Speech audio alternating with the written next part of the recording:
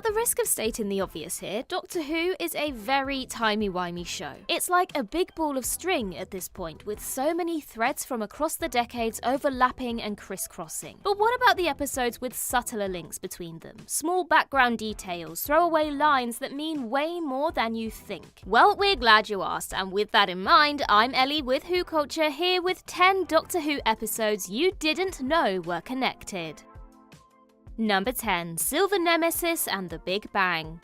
The 11th Doctor's unorthodox dress sense inspired a generation of teenagers to think that they were cool because they owned a tweed jacket. Not only did bow tie sales shoot up when Matt Smith started wearing one, but his version of the Time Lord also inspired a fascination with a certain red hat. Number 11 first appeared in a fez in the Series 5 finale, The Big Bang. The headpiece would turn up throughout the rest of his time on the show, becoming a trademark of Smith's quirky portrayal of the character. But this was not the first time the Doctor had been seen in one. In Doctor Who's 25th anniversary special Silver Nemesis, the 7th Doctor and his companion Ace turn up at Windsor Castle and have a rummage around. And at one point the Doctor pops up holding a mop and wearing, you guessed it, a fez. Considering that 11 was also holding a mop when he was first seen with a fez, we can deduce that this moment is where he got the inspiration to wear one on the regular. Not a massive detail, but definitely a fun one. Number 9. 42 and the Power of the Doctor.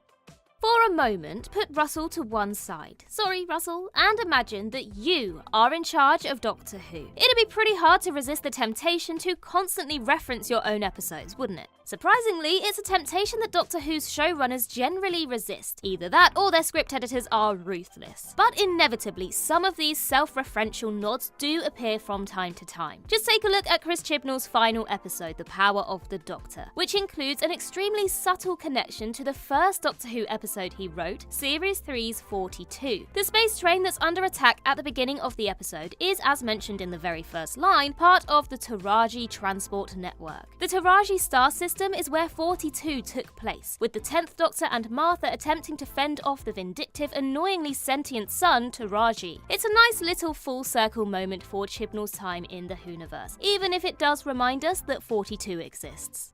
Number 8. Army of Ghosts and End of Days. Series 2 finale Army of Ghosts saw the long-teased introduction of the Torchwood Institute, with head honcho Yvonne Hartman showing off her organisation's cool sci-fi tech to the 10th Doctor. One piece of tech in particular catches the Doctor's eye, a Jathar sunglider, which Yvonne tells him was shot down over the Shetland Islands a decade prior. Torchwood means business, and the Doctor is rightfully concerned. That mention of a Jathar sunglider might just seem like random technobabble invented purely for this moment. And it probably was, but this wasn't the last time they appeared in the Whoniverse. Early on in the Torchwood episode End of Days, a trio of sungliders are seen hovering over the Taj Mahal in the wake of the Cardiff Rift opening and unleashing space-time chaos. Clearly this was just a case of Torchwood reusing readily available assets, but it can also be viewed as a neat bit of world building that connects the two shows together. Number 7. A Good Man Goes to War and Thin Ice. One of the more intriguing relationships in Modern Who is the one between the Doctor and his wife/friend's kid/would-be assassin, River Song. The pair are star-crossed in the most literal sense, constantly bumping into each other at different points. They go on many adventures together, one of which is mentioned right at the start of the epic mid-series finale, A Good Man Goes to War. River tells Rory, who's dressed as a Roman because, well, reasons, that she's just come back from a birthday trip with her Time Lord Squeeze. She says the Doctor took her ice skating at the last Great London Frost Fair, which sounds like a lovely day out. Clearly, the Doctor thought so, because he took Bill Potts to the exact same spot in Series 10's Thin Ice. He even admits that he's been there before. In fact, there is a deleted scene from that episode where he talks about bringing his wife to that very moment. It's a nice little connection between these two different eras of the show, although taking 2 dates to the exact same place? Rookie mistake, Doctor. Number 6. The 5 Doctors and the Time of the Doctor.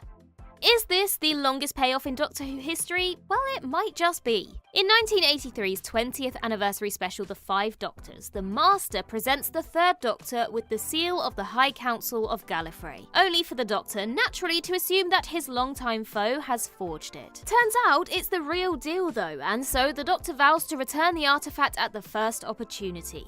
But he never does. In fact, he's still in possession of the seal in 2013's Christmas special The Time of the Doctor, where he uses it, with an assist from Handles, to decode the message the Time Lords are sending through the crack in time. Now, the Doctor does pick up all sorts of junk on their travels, so we can only assume that the seal is now languishing at the bottom of a TARDIS cupboard somewhere. Or maybe the Doctor will actually return it one day. The long way round. Number 5. The Mysterious Planet and the Name of the Doctor.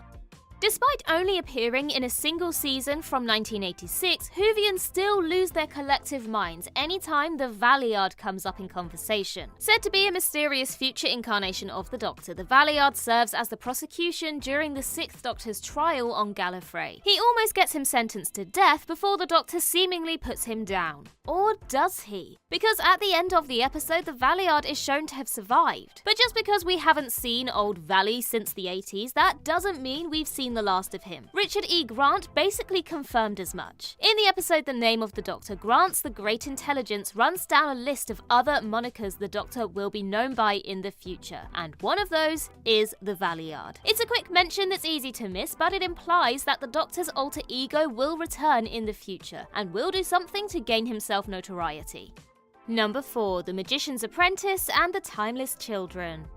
Former showrunner Chris Chibnall definitely left his mark on Doctor Who, for better or for worse. His decision to reveal that the Doctor is the mythical timeless child that formed the base genetic code for all future Time Lords was extremely controversial. It was the Master who revealed this secret to his long-standing rival. But it turns out that he knew this story long before he led on. Well, probably not, but he certainly knew more about the Doctor's past than we did. In the episode The Magician's Apprentice, Missy tells Clara that she's known the Doctor since he was a little girl. Coincidentally, this is the form that the timeless child takes when we first meet them. A brilliant piece of foreshadowing? Well, at the time, obviously not, but in hindsight, you can certainly look at it that way. And it's interesting going back to watch this moment with the knowledge of the timeless child in hand.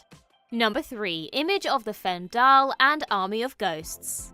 Who'd have thought that a throwaway line in a 1977 serial would suddenly become relevant almost 30 years later? In the first episode of the 4th Doctor story, Image of the Fendal, Dr. Fendelman instructs his colleague to tell Hartman, "I want a security team here within 2 hours," after a corpse is discovered in the woods. Again, totally throwaway. We never actually meet Hartman, and he's never mentioned again. So why is this significant? Well, jumping once again to Army of Ghosts, and this is the episode that introduces us to Torchwood boss Yvonne Hartman. Might she be a relative? Perhaps the daughter of the faceless Hartman mentioned in Image of the Fendal? While the connection here is tenuous, Hartman is a fairly common surname after all, many fans believe that these two are indeed related, with Yvonne's father being identified as John Hartman in the Big Finish audio drama The Rockery.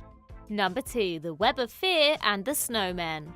Back to the Great Intelligence now, and his second ever appearance in the show in 1968's The Web of Fear. The Intelligence had already encountered the 2nd Doctor when it lured him and his companions into the London Underground, where it planned to steal the Time Lord's knowledge. Fast forward to the 2012 Christmas special The SNOWMEN, and the Doctor runs into the Intelligence once again, only this time before the villain has met him. In order to preserve the timeline, the Doctor decides to influence future events, or past events from his point of view, in a way only he could, by using a biscuit tin. He presents his foe with a tin bearing the London Underground map on it. The Great Intelligence remarks that it's never seen these symbols before, at which point the Doctor sows the seed for the Web of Fear by saying that it's a key strategic weakness in metropolitan living. With the timeline now assured, the Doctor runs off to celebrate, presumably with a biscuit.